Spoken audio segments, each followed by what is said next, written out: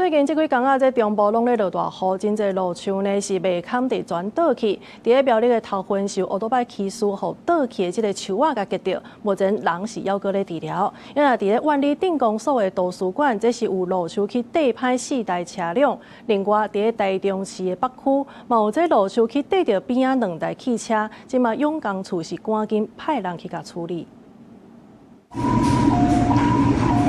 大雨當中，救護車趕到位，一個機車騎士倒佇塗骹。苗栗縣頭份市興隆路初5下晡5點外，發生路樹倒落去的意外。30歲騎士經過時陣，去互路樹牽着，分別倒佇塗骹。救護人員趕到位，已經無心跳甲喘氣，頭部各有3公分的裂傷，緊急送病院治療。地方的里長就懷疑，可能是因為落雨幾若天，才造成樹仔緊爛去，才會倒落去。應該是下雨天的關係啊，樹根腐爛，然後整個樹倒下來。救護人員到場評估，患者為歐卡，現場立即給予 CPR，AED 不建議電擊，後送圍攻醫院。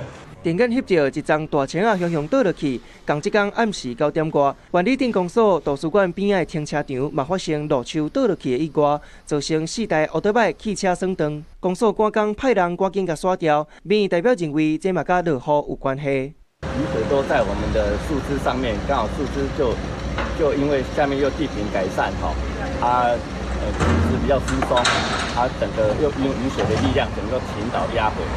台中市同款嘛傳出災情，北區英樹路、台中二中邊仔一張老青仔嘛因為落大雨未砍折，佇咧初六半暝3點外倒落去，跌入咧路邊2台轎車頂頭。車主透早要上班才發現，永工處趕緊派人把樹仔掛掉。因為我們在前面而已啊。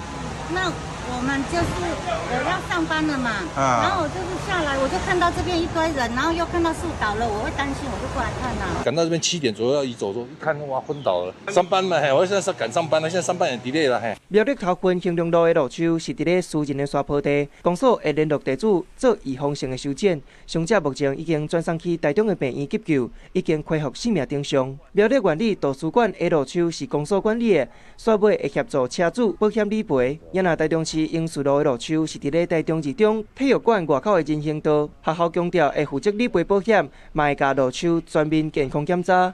記者綜合報道。